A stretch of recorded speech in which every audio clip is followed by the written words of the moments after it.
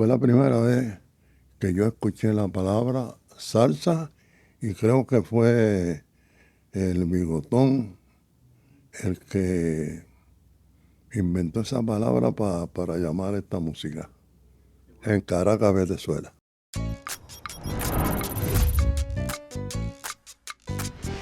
Oye, y ese podcast.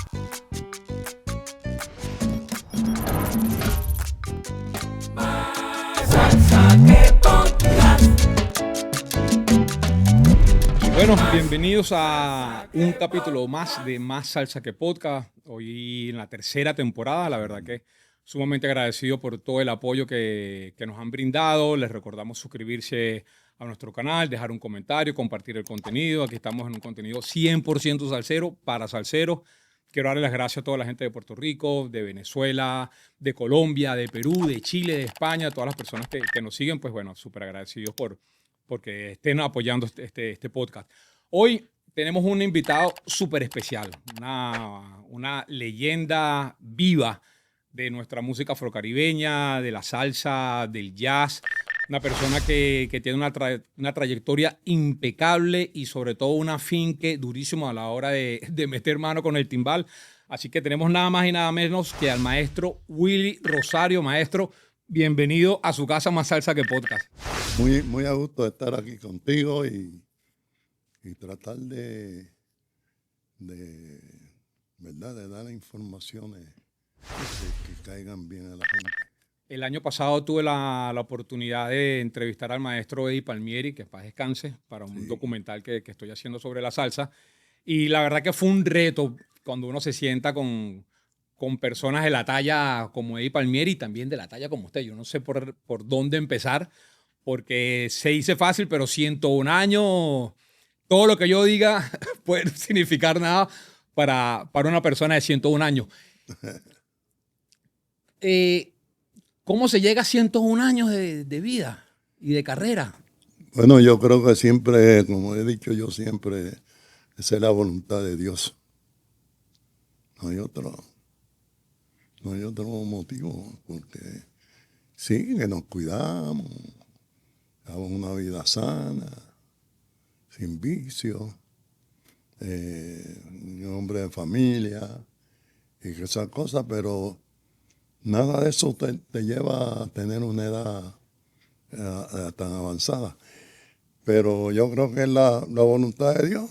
Dios tiene un propósito de por qué tiene a uno todavía en la tierra. Entiendo que usted vivió una gran parte de su vida en la ciudad de Nueva York, sobre todo en un momento donde el bugalú, donde las grandes orquestas y el fenómeno de la música afrocaribeña pues estaba en la ciudad.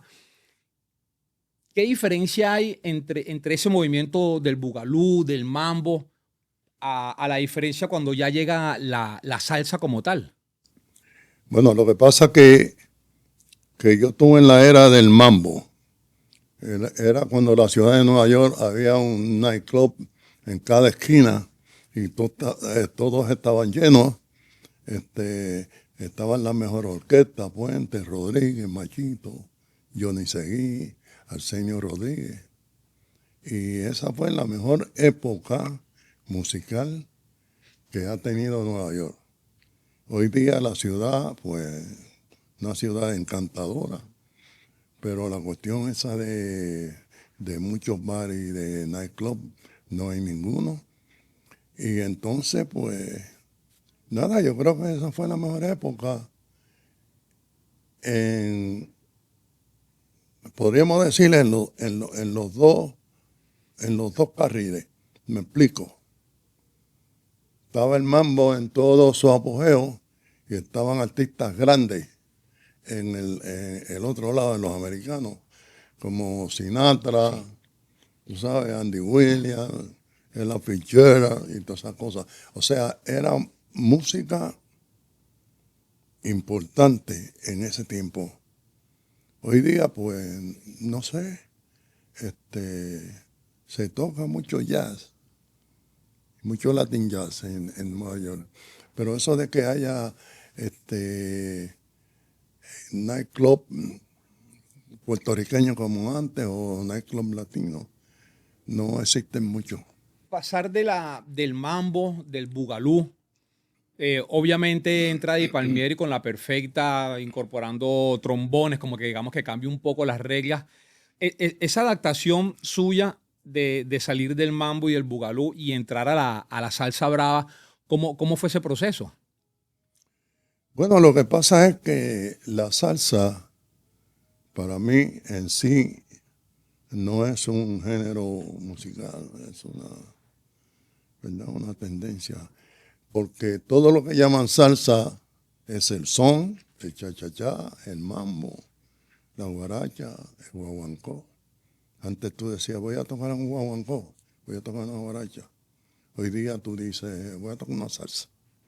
Entonces una palabra colectiva que encierra todos esos ritmos que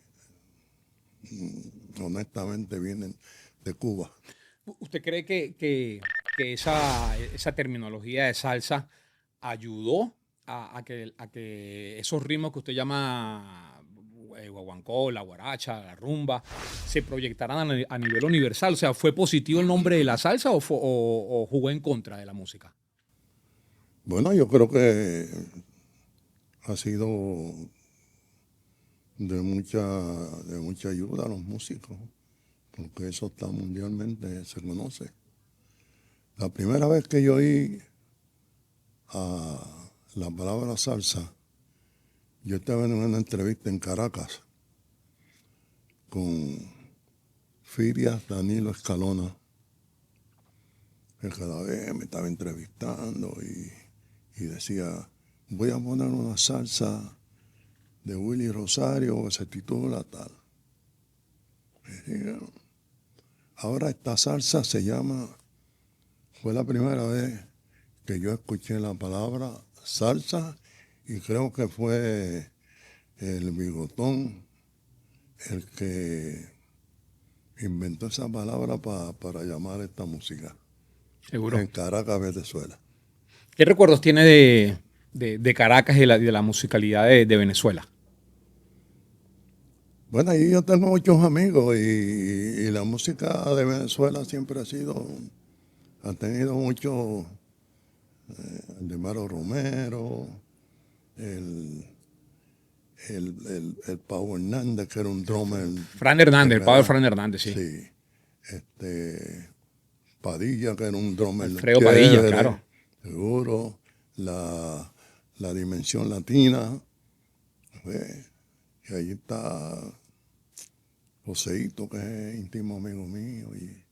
Pero siempre ha habido buena música en Venezuela. Pero mire, hablando de eso, yo estoy en un grupo esto de WhatsApp y para que la gente participe, hay una pregunta que le hicieron y yo se la voy a transmitir a usted para que usted la responda. Deme un minuto acá. Ajá, aquí viene, escuche.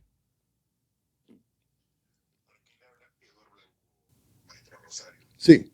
Mi saludo y respeto para usted. ¿Cómo no? Gracias. Al final de la década de los 50, usted participó en la orquesta del reconocido músico venezolano Aldemaro Romero. Sí. El maestro Aldemaro, por ahí, por la década de 70 aproximadamente, él creó una tendencia musical llamada la onda nueva. La nueva, sí. ¿Cómo no? ¿Qué influencia tuvo el maestro Willy Rosario Miterafinque del maestro Aldemaro Romero? ¿Quién nos puede contar del tiempo en que usted formó parte de la orquesta de este pianista venezolano? Muchísimas gracias. Bueno, para mí fue, ¿sabe? Un honor y me sentí muy satisfecho de haber trabajado en esa orquesta. Y más tarde él compuso un número que se llama Poco a Poco. Y eso pues ha sido una de mis mejores grabaciones. Poco a Poco, un arreglo fenomenal. Lo canta Josué Rosado y es uno de mis números bien favoritos de de Aldemaro. Increíble. Maestro, hablando ya como estamos hablando ya de productores, usted ha trabajado con un sinfín de productores, entre ellos José Madera, Humberto Ramírez, Bobby Valentín. ¿Qué le ha aportado cada uno conceptualmente a su carrera? Bueno, Bobby Valentín, yo diría que es el mejor arreglista de salsa en la actualidad. Bobby Valentín es de mi pueblo, se crió en mi pueblo, pero yo conocí a Bobby Valentín en Nueva York. Y entonces, pues, como éramos tecuamos los dos, pues, hicimos una amistad y entonces él empezaba a hacer el arreglo. Bobby Valentín a hacer el arreglo. Pues estábamos tocando en un club que se llama el Club Cabo Rojeño, en la 145 y Broadway. Y entonces yo le digo a Bobby, hazme un arreglo de un número que toca Cortijo, se llama El Chivo de la Campana. Sí, pero Willy, que... Bueno, el asunto fue que hizo el arreglo y trajo las 3 trompetas que yo tenía en ese tiempo. Y yo le dije, pero ¿dónde está el bajo y el piano? No, yo no sé arreglar eso, mano. Y le dije, tú sabes, porque siempre hay que ponerlos A prueba. sí, en responsabilidad. Llévate esto y me traes el bajo y el piano en el arreglo. No, que yo no sé arreglar eso. Decía, okay, bueno, pues tú preguntas, pero tú me traes el bajo y el piano.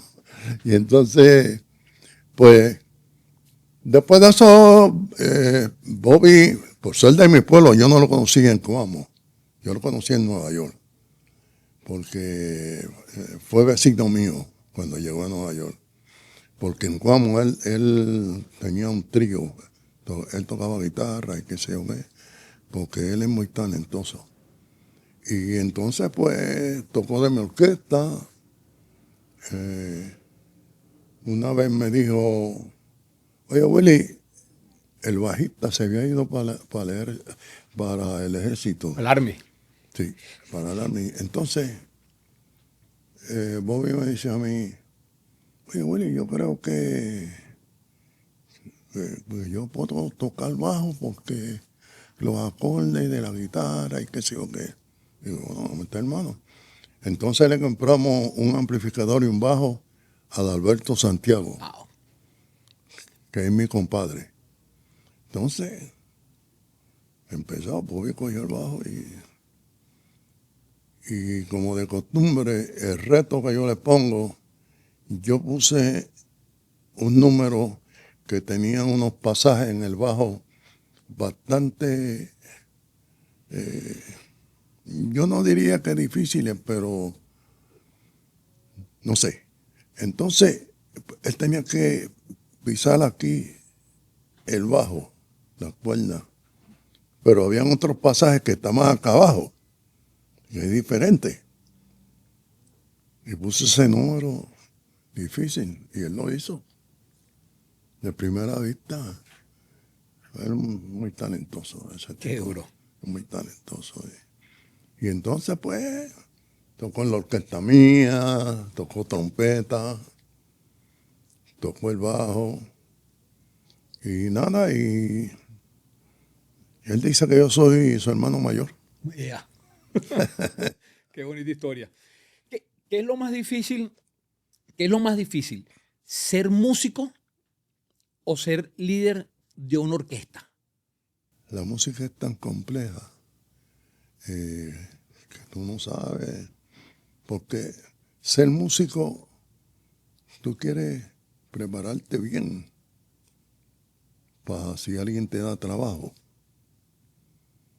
Ser director de orquesta, tú tienes otras responsabilidades. Tú eres responsable de tener buenos arreglos. Tú eres responsable de tener gente que toque esos arreglos.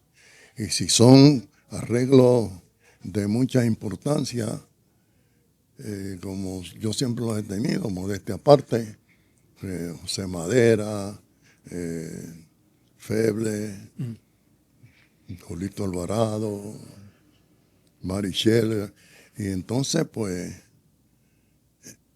esa responsabilidad como director de orquesta, pues te lleva a eso, tú eres responsable de todo eso.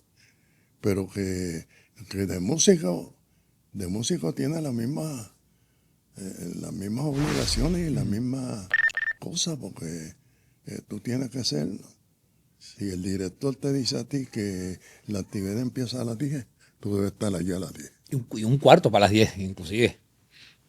Así tiene que ser. Pues, no sé, yo creo que las dos cosas tienen mucha responsabilidad. Sí, ambas como que realmente van, Sí. van Desde de la luego, mano. el director de orquesta, pues ya tú sabes que tiene que buscar los arreglos, comprar los atriles. Antes en Puerto Rico tú tenías que comprar el piano y los amplificadores.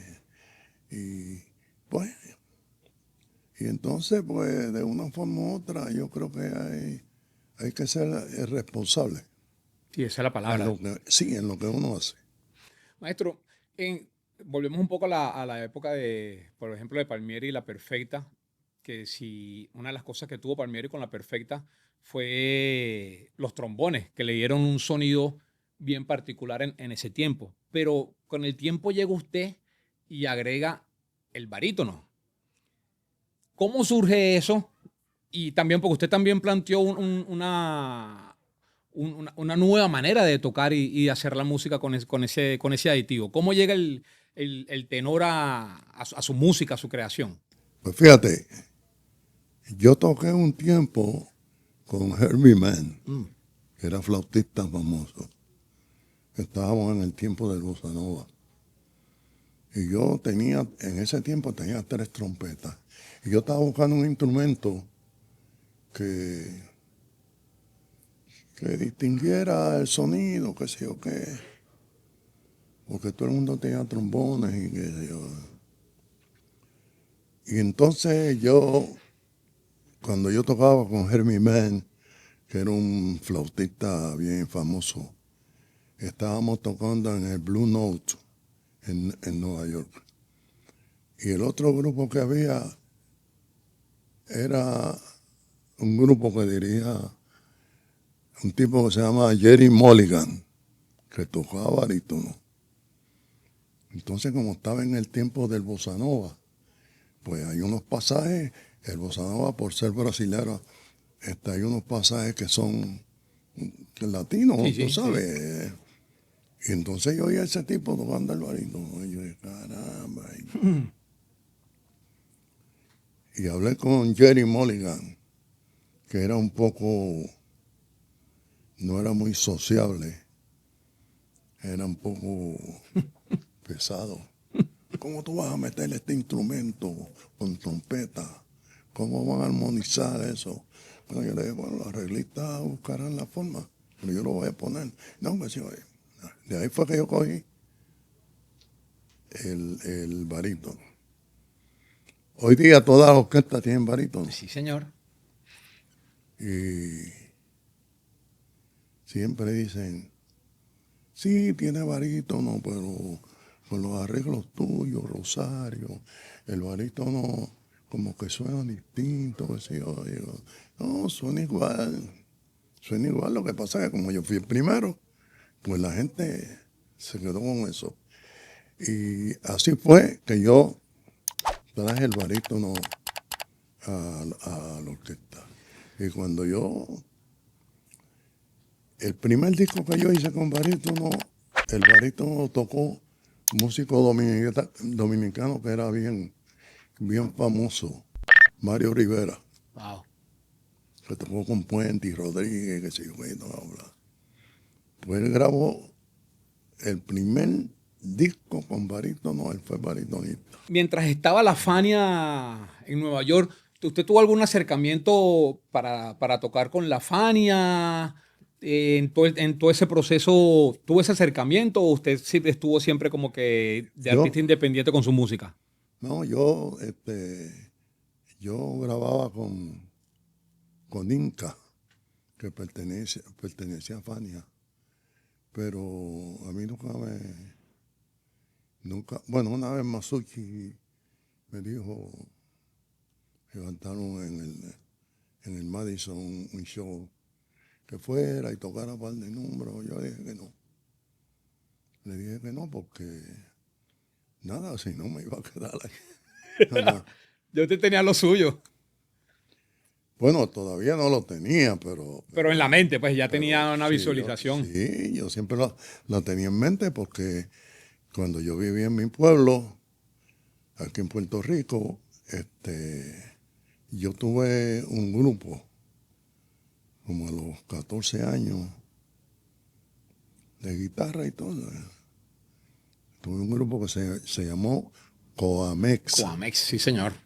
porque Coamo, mi pueblo. Y entonces, pues en ese tiempo, estaban todas las películas mexicanas. Mexicana. Y todo era con X. Y le poníamos a la gente, no, vamos a ponerle Coamex. Y entonces, pues, ahí empecé, tú sabes, a buscar, a escuchar, a la fecha. Y cuando regresa de Nueva York a Puerto Rico, en esa transición de volver a Puerto Rico, de volver a su pueblo, de reencontrarse también con la bomba, con la plena, ¿cómo surge que usted ya decide, mira, bueno, voy a hacer mi orquesta y esto es lo que quiero proyectar? O sea, ¿qué lo llevó a eso? Bueno, como ya yo estaba dirigiendo un grupo en Nueva York y había tenido 2 grabaciones, porque la gente me decía en Nueva York, tú tienes mala suerte, Rosario, tú grabas chévere, que sé yo qué, pero los discos no dicen nada. Y yo le decía a la gente, no, yo tengo buena suerte porque yo grabo todos los años. Algún día, y entonces pues seguí por ahí cuando hice en la Cuesta de la Fama de Meñique. Y después de Barrio de la 15, levantó la banda. Entonces vine a Puerto Rico. Pero yo no conocía a San Juan. Mire. Yo vine a San Juan, yo creo que una vez cuando fui para el ejército. Entonces, pues, yo me senté con Tommy Olivencia, que en paz descanse. Olivencia me dijo a mí, hay que tocar. Tú tienes que tocar con lo que haya. Pues entonces él me recomendó ese músico, aquel otro músico, y empezamos a tocar. Y yo decía, ay, que Vía Crucis, que tú sabes, esa gente fallando, que sí o qué, pero había que tocar. Y entonces, pues, seguimos hasta la fecha. ¿Qué ha sido lo más difícil en toda su carrera de afrontar como artista? Lo más difícil, no sé, no encuentro cuál es lo más difícil. Nada, yo diría que buscar la aceptación del público, de que la música le llegue, le traiga recuerdos, o que sea bien bailable, que no... Porque cuando yo hice el grupo, yo lo hice que fuera compacto, o sea, un grupo para bailar. Entonces yo tocaba la batería, yo tocaba timbales, pero yo no quería ser un timbalero de palos por aquí, palos por allá, y qué sé yo qué. La gente me decía cuando llegué a Nueva York, ¿sabes? Los músicos siempre critican. Entonces me decían, no, esto no hace solo, qué sé yo qué. Bueno, yo no hago solo porque el grupo es mío. Literal. Pero cuando tocaba para otros grupos, yo hacía solo, porque el director me decía un solo. Y hice 1,000,000 de solos. Pero yo quería un grupo, como te dije anteriormente, que fuera compacto. O sea, un grupo para bailar. Salsa para el bailador. Exactamente, porque si tú tienes un grupo que no es para bailador, no vas a tener mucho trabajo. Sí, señor. ¿Tú sabes? Aquí en Puerto Rico hay muchos grupos que tocan bien y que sé yo qué, pero no tocan para el bailador. Tocan extraño y qué sé yo qué. Sí, pues definitivamente, como músico creo que hay dos facetas. Hay una faceta del virtuosismo, que es válido, pero al mismo tiempo también el músico tiene que pensar en que también existe el acompañamiento, que no estás tocando tú solo, sino hay 12, 14 músicos y que todos deberían de sonar, digamos, como que en una misma energía, en un mismo concepto para el bailador. Seguro. Y entonces, en cuestión, como tú dices, tú puedes tener cuatro trompetas, pero yo como director de orquesta, pues sentí una trompeta desafinada. Y yo me viraba y decía, yo no le decía al que estaba desafinado, tú estás desafinado. O sea, yo le decía, señores, traten de afinar los cuatro para que cayera el que está. Bueno. Que está. Son muchas cosas porque es que la música es un negocio muy, muy complejo. Tú nunca sabes lo que va a pasar porque Eddie Palmieri, que era mi vecino en el Bronx, yo iba a la casa de él y que sé yo qué, porque él empezó tocando Con el timbal, sí. tocando timbales. Entonces, Eddie Palmieri metió 2 trombones. Pero, ¿qué pasa? Él no fue el primero que puso 2 trombones. Primero que hicieron eso fue Mon Rivera, creo que con José Corbelo, Sí, señor. algo así, Un buen antecedente. Sí, señor. ¿sabes? Que tocó, y me acuerdo, llegó mi familia allá y qué sé yo. Pues, pero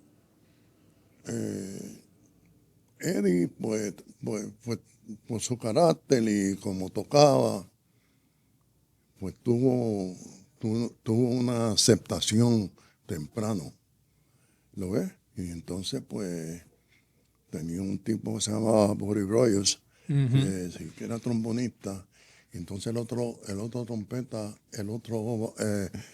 trombón, era José Rodríguez, que era brasilero, y era muy bueno, y levantó.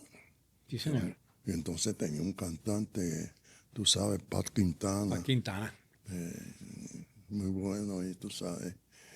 Y hablando de Eddie, pues él fue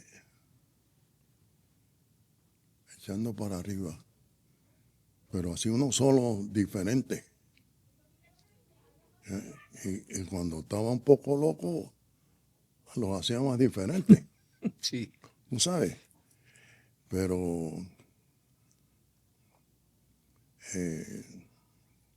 cuando él se murió, me tocó. Seguro. Tocó. ¿Cómo pasa cómo pasa del periodismo a la música? Porque tengo entendido que usted también hizo radio. Sí, porque cuando yo fui a Nueva York, pues yo tenía estudios por el Army. Entonces yo quería estudiar comunicaciones. Entonces fui y la hice. Me gradué de eso. Y cogí una especialidad en periodismo radial. O sea, aquel tiempo era la prensa asociada a unas máquinas, que sé yo qué, o cortando noticias del periódico, y tú los dabas. Entonces, cuando yo entré de locutor en Radio Guado, empecé con un programa de entrevistas como este. Entrevisté a Tito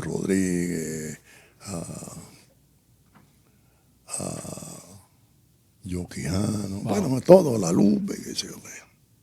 Pero yo quería estar en el departamento de noticias, porque mi abuelo una vez me dijo que yo tenía una voz, porque ya, pues, por la edad, pero yo tengo una voz bien grande, bien microfónica. Me dijo, tú debes ser locutor de radio. Y le metí mano a eso. Me ayudó muchísimo, porque la verdad que me ayudó. Yo hacía radio y ya yo tocaba afuera, porque ya yo tenía 4 hijos y los quería echar para adelante. Y ahí, pues, hasta que, pues, como te dije ahorita, yo quería estar en el departamento de noticias. Yo quería estar dando noticias. Y ahí, pues, estuve ahí como 7 u 8 años en Radio Guado. Conversaba antes que comenzáramos el programa con uno de sus nietos, con Joaquín. Y estábamos hablando también del lado humano, ¿no? Porque mucha gente piensa también que el artista solamente está en la tarima y que no tiene una vida y que no tiene sentimientos. Y él me decía que usted ha sido pilar para toda la familia. ¿Es la familia lo que lo ha sostenido en todo lo largo de su carrera y su mayor motivación? Sí, yo creo que sí. Yo creo que sí. Tú tienes que... Yo quiero mucho a mi familia. Cada vez tengo unos pensamientos un poco, ¿cómo diría yo? Triste. ¿Qué será? Si te falta o me falta. Pero la familia es una institución Sí, señor. muy importante. La familia es la primera patria de uno. La familia. Y entonces, tú tienes que trabajar para tu familia. Tú tienes que ser una persona de provecho por tu familia. ¿Ves? Tú tienes que andar derecho, ser responsable, ser honesto, no criticar a nadie, para que tú tengas una... Y Dios me ha dado a mí muchas bendiciones. La bendición más grande es mi familia. Quiero mucho, mucho a todos. A todos. Hasta los bisnietos. Seguro, Tengo definitivamente. 3 bisnietos. Definitivamente ese liderazgo de la familia pues también se refleja en la música. Ahora bien, hablemos un poco de Gilberto, de Tony Vega, de Seguí, todos los cantantes que han pasado por su orquesta. ¿Qué le dejó, por ejemplo, Tony Vega y Gilberto a su carrera y a su vida? Bueno, cuando los dos estaban en la orquesta, pues grabamos muchos números que fueron hits. Por ejemplo, Tony Vega grabó Busca el Ritmo, Gilberto botaron la pelota, Lluvia y todas esas cosas. Pero también yo tuve un cantante muy bueno, Junior Toledo. Junior Toledo, claro.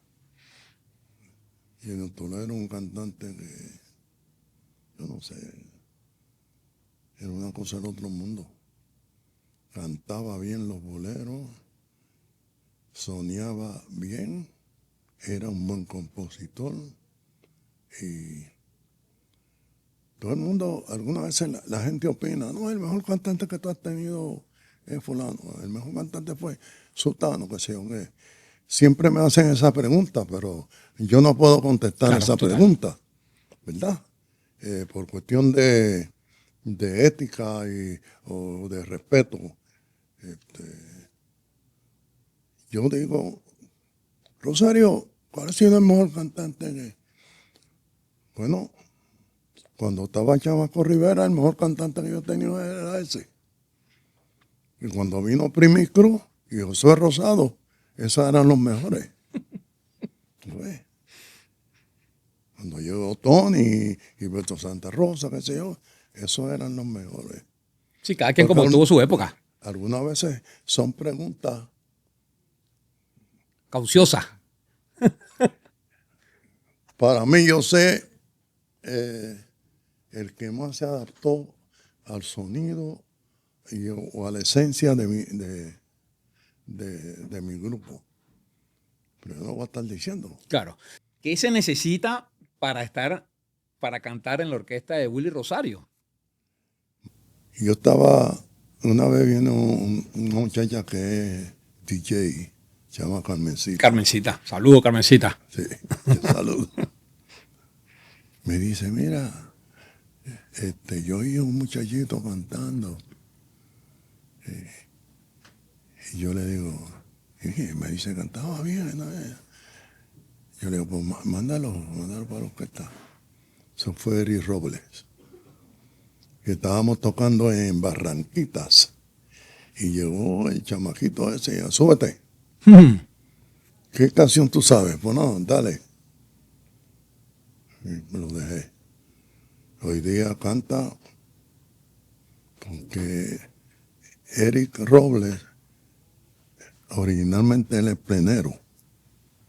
Estuvo ahí en la Sanse Ajá. de plenero.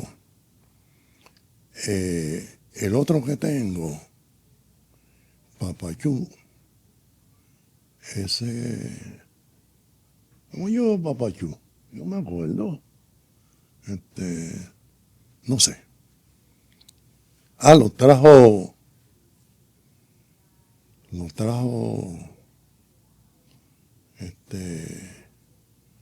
Cachiro Thompson. Cachiro, en paz descanse. Para descansar, lo llevó a casa y qué sé yo. Y yo, no, dale para adelante. Porque si tú no lo, tú sabes, si tú no lo pones a que tú oigas y que qué sé yo qué. Y entonces, Papachú es un cantante de una presencia escénica fenomenal. Él baila, él inventa, él le enseña a los demás, él sabe casi todo el repertorio de la orquesta, igual que Eric, y estamos así. Pero lo llevó a mi casa Cachiro Thompson. Imagínese usted. Maestro, hablemos un poco también del jazz. Usted también siempre ha coqueteado con el jazz. ¿Qué representa el jazz para usted dentro de su música? Bueno, eso me ha gustado, siempre me gustó. Jazz latino, o Latin jazz. O Latin jazz. Como llaman.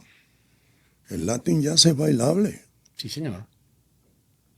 porque en Estados Unidos, unas orquestas americanas ponían un conguero ahí, tocaban algo, y decía, esto es Latin jazz. No. Pero estaban tocando jazz americano, lo que sea. El Latin jazz es bailable. Todos los números que yo he hecho de Latin jazz, que hace 2 semanas estuve con Humberto Ramírez en Bellas Artes, que él estuvo tocando toda esa música. El Latin jazz es bailable. Digo, así fue que yo lo conocí. Es más, yo estaba diciendo el otro día que el Latin jazz, si uno quisiera, pues no tiene 3 cantantes. Y no tiene chorro de sueldo ahí. Sí, porque bueno, tocas instrumental, después es bailable. Pero depende, porque si haces un Big Bang, ahí sí hay que apretar el bolsillo para pagar. Sí. Pero siempre me gustó. El primero que yo vi tocando un jazz latino fue a Machito en Nueva York. Wow. Lo escuché en un sitio que se llama el Cotton Blue, que era de morenos americanos. La primera vez que yo vi a Machito. Y cuando yo vi esa orquesta, yo dije, pero ¿Qué es esto? qué barbaridad. Cómo toca esa gente. Mire, de toda su discografía, ¿con qué disco se queda? Que usted puede decir, uno tiene más de 30 discos. ¿Con cuál usted se queda que usted diga, mire, este disco para mí es especial? Bueno, el disco que más me ha gustado a mí, bueno, todos me han gustado, pero el disco que más me ha gustado ha sido Infinito. Infinito. Está hay uno en Toledo, canta Arrepentidos Pecadores, y Juventud Siglo XX. Ese ha sido en los números, y a mucha gente le ha gustado ese LP. Pero eso no quiere decir que, ¿verdad? Sin pecar de inmodesto, no quiere decir que los otros no, Claro, están, total. no están buenos, porque cuando yo grabo, que oigo la grabación por primera vez, tranquilo en mi casa, yo digo, yo pude haber hecho esto aquí, o pude haber hecho lo otro aquí, qué sé yo qué. Pero el tiempo, vuelvo a escuchar el disco, porque yo no soy muy, yo no sé cuál sería la palabra. Detallista. De escuchar muchos discos. Ok. Yo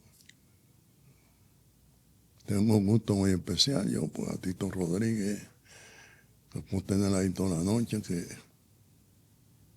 tú no te cansas, con Bobby Capó, te cansas, ¿verdad? Pero yo estoy conforme con lo que he hecho.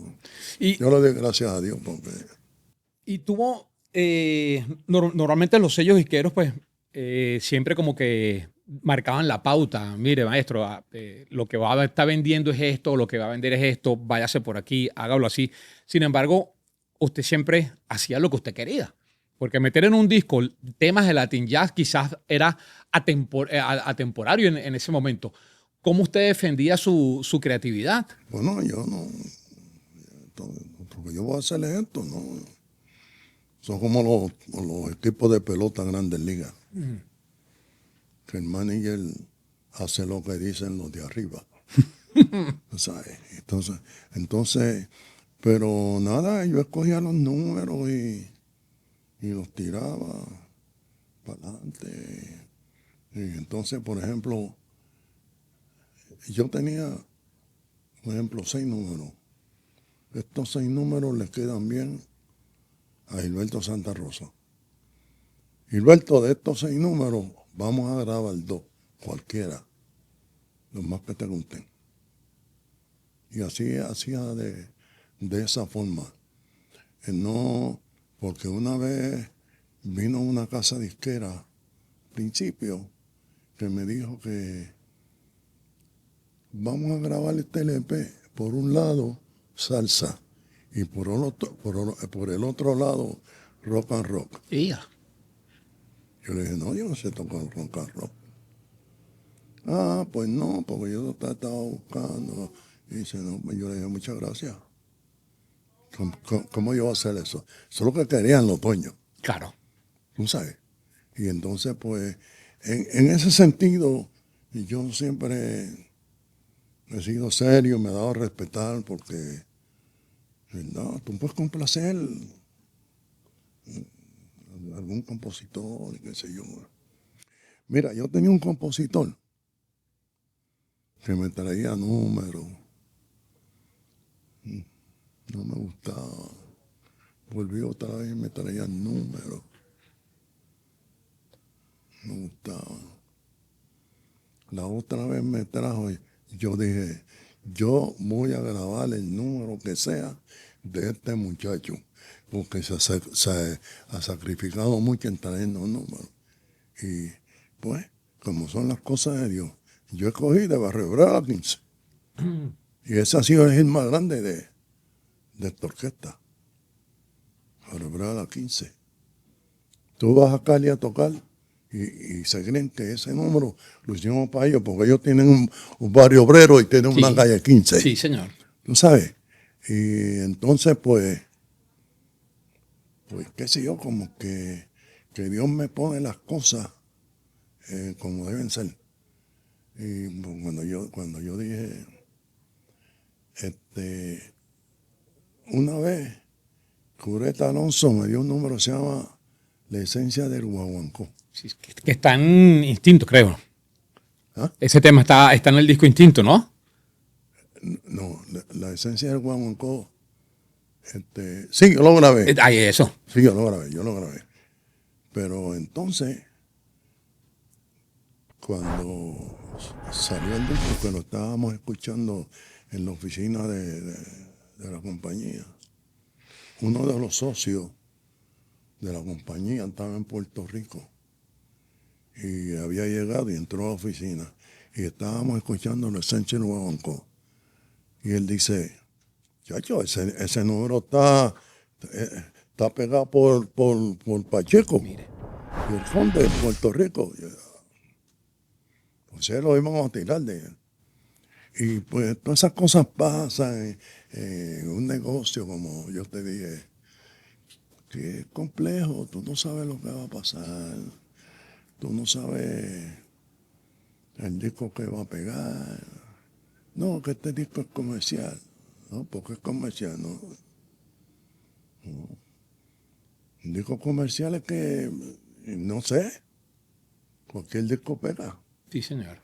Y si tienes uno que es bien comercial, que dice, este es el disco, no dice nada.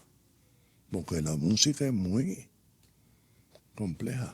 ¿Dónde pone a don Tite Curiado Alonso como compositor en Puerto Rico?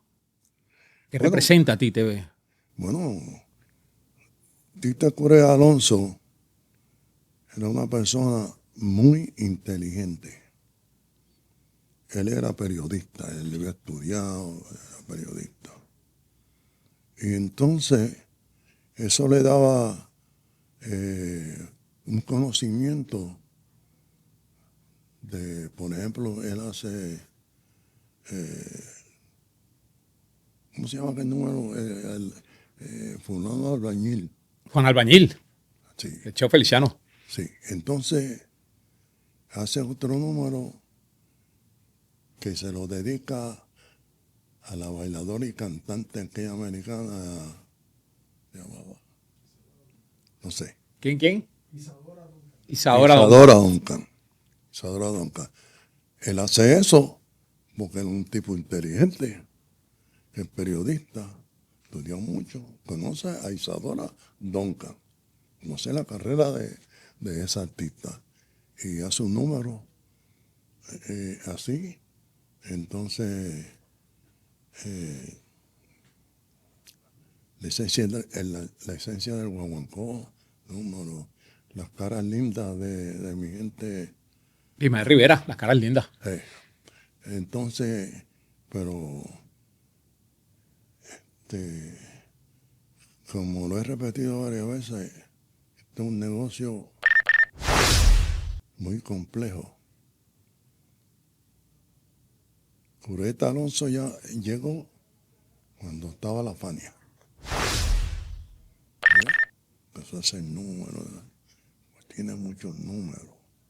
Sí, era un cronista de la época, Sí, definitivamente. entonces, todo el mundo le ha grabado, Tito Rodríguez, qué sé yo qué, La Lupe, y ha sido un compositor de muchos recursos. Total. Mire, hay un tema que es Jamaína, que lo grabó Alfredi Bogado de Venezuela, el ensamble La Calle. ¿Cómo usted llega a grabar ese tema? Porque esa es una conexión que hay ahí entre Puerto Rico y Venezuela hermosísima y es uno de los temas, eso es un palo en Venezuela y en todos lados. ¿Cómo llega ese Será tema? mi amigo. Será mi amigo. Yo escuché un disco del grupo de él, o yo no sé cómo se llama, La Calle. Ensamble La Calle. La Calle, algo así. Y yo, bueno, qué números más chéveres. Después lo conocí, el pobre, era buen compositor. Yo le grabé como 3 o 4 números Mire. a él. Sí, Freddy Bogado era muy buen compositor, muy buena gente. Pero usted cuando, o sea, ¿qué ojo tiene para decir, este es el tema que yo quiero? ¿Qué requisitos tiene que, como que cumplir el tema en cuanto a la composición, a la melodía? ¿O cómo usted se imagina las canciones? Pero es que yo no sabría contestarte esa pregunta, porque, por ejemplo, Maína, yo escuché ese número por el grupo La Calle y esa. Y entonces el soneo que hizo Bogado, pues hace tiempo que no te veo y te vieron bailando con otro hombre. Y muchas cosas. Sí. Eso es como, y yo pensé, no, esto es como bastante comercial, los soneos que está haciendo. Entonces, porque es que los discos, la mayor parte de los discos, por no decir todo, pegan por el coro, Sí. ¿sabes? Por el coro. Y algunas veces, pues, por ejemplo, cuando la era del mambo en Nueva York, pues la gente no le importaba lo que dijera la canción. A la gente en Nueva York, en el Palladium, le importaba El ritmo, ¿no?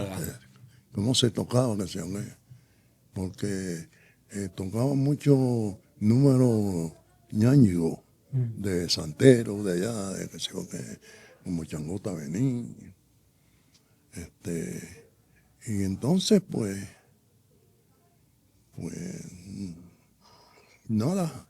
Eso como pues, el bugalú y todas esas cosas llegaron a Nueva York porque toda la música venía de Cuba. De Cuba, claro. Pero cuando llegó la revolución, eso se aguantó. Y entonces la gente empezó a inventar bugalú, chingalín y qué sé yo, que todas esas cosas. Pero eso no tuvo mucho auge. Porque la salsa, como te dije anteriormente, tú ibas a tocar, decía, voy a tocar el guaguancó. Y era guaguancó. Voy a tocar la guaracha, a todo eso, todo es salsa. Todo es salsa. Y Fidias Danilo Escalona en Caracas fue el primero que usó esa palabra, salsa. Pues, ¿qué pasa? Eso se comercializó tanto que la salsa está en el mundo Sí, entero. explotó. ¿Cómo va el futuro de la salsa? El futuro está asegurado, yo digo. A pesar de que la nueva generación, no hay muchos grupos que tocan por ahí, pero no. De la nueva generación, yo diría que Don Periñón tiene un grupo bastante pesado y toca bien, qué sé yo qué. Pero hay otro, por ejemplo, aquí hay un muchacho que se llama Manolito, que es un muchacho muy talentoso. Sí, señor.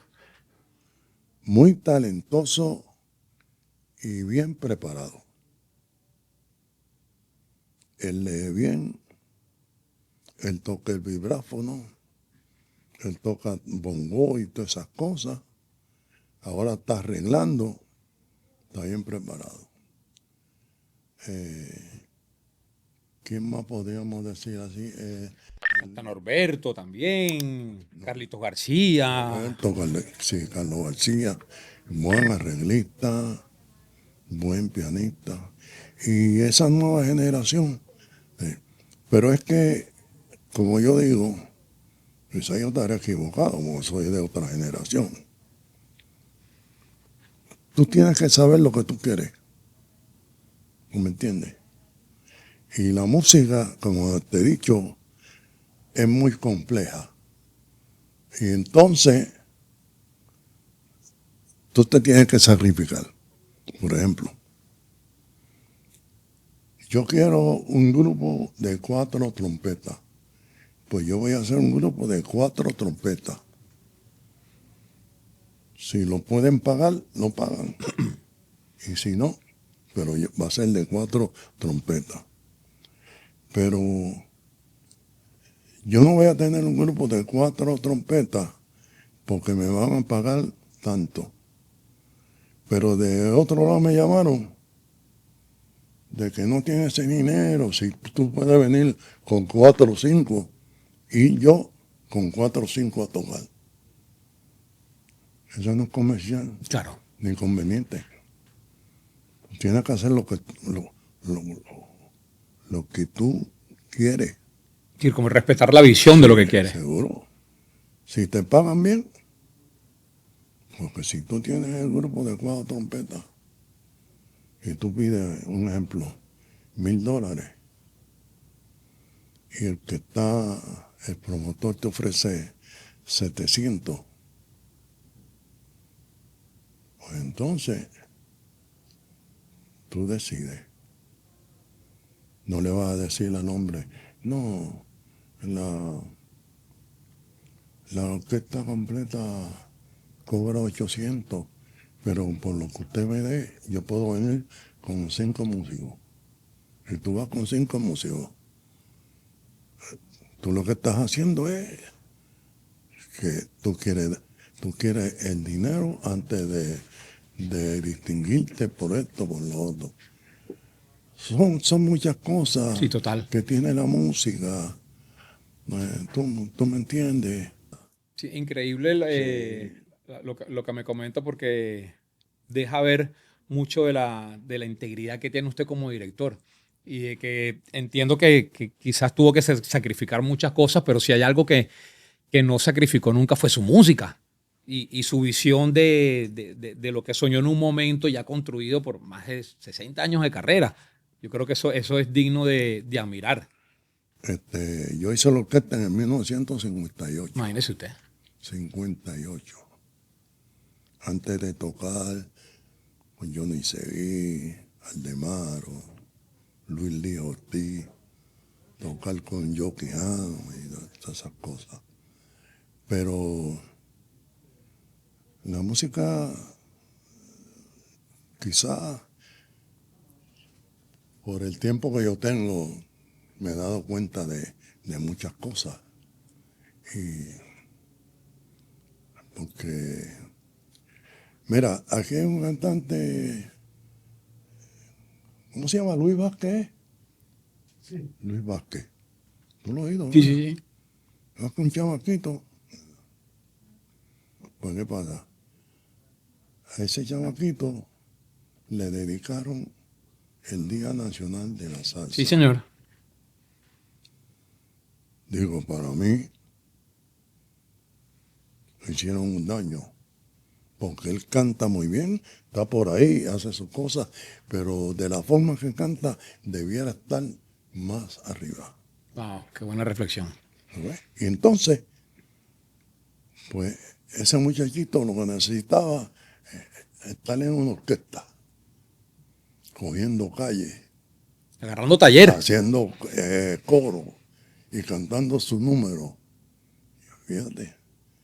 Pero por eso es que la música es muy compleja. Eso que acaba de decir usted está interesante porque no se puede correr si no se sabe caminar y gatear. Yo creo que últimamente los artistas como que se saltan ciertas etapas que son importantes en la formación. Si Se usted frustran.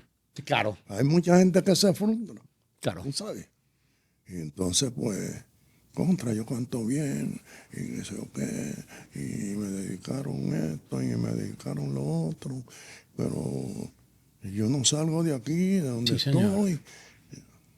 ¿Cree que hace falta ese taller de antes, de estar en orquesta, de girar, Yo de creo que sí, que ensayar? eso es muy provechoso, de tener calle, como dicen. ¿No me entiendes? De tener calle. Porque cuando Eric Robles vino aquí,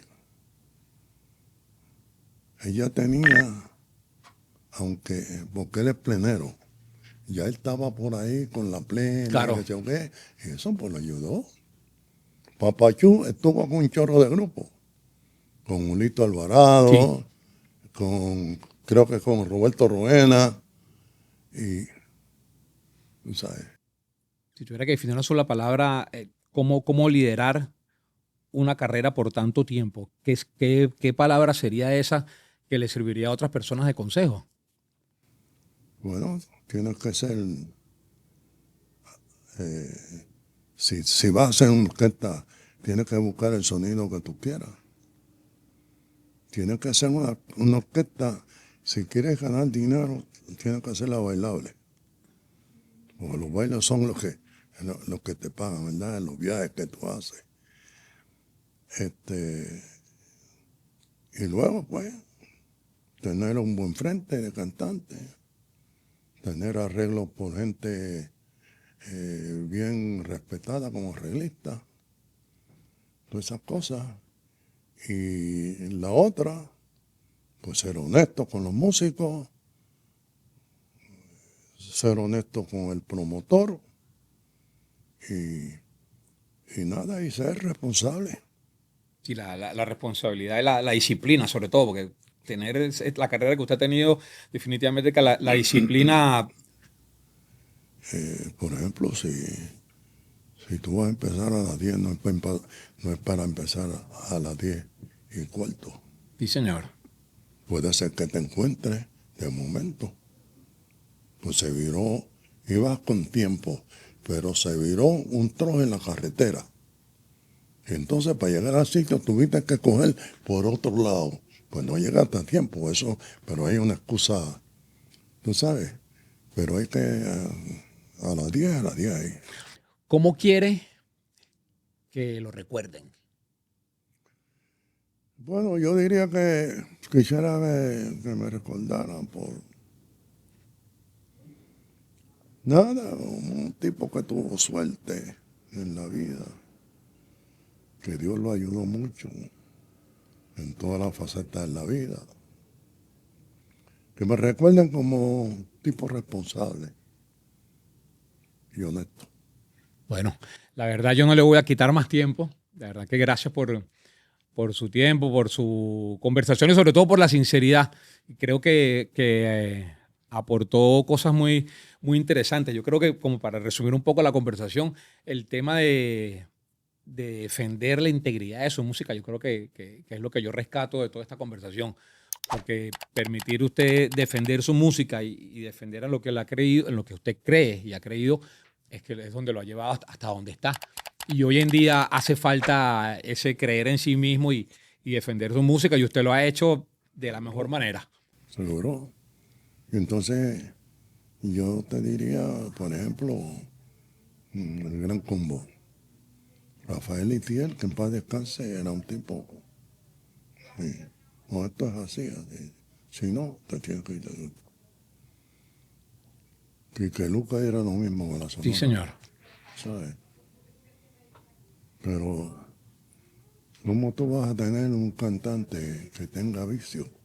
No, no se puede. Y entonces, antes de ir a tocar, coges al tipo a buscarle cosas del vicio. ¿Verdad? Tú haces eso, el que lo hace, tú haces eso porque el tipo le gusta a la gente, Claro. qué sé yo qué, entonces yo, no.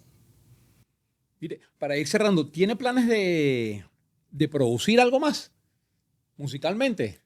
Bueno, tengo ahí unos arreglos que quisiera grabar. Ah, mire.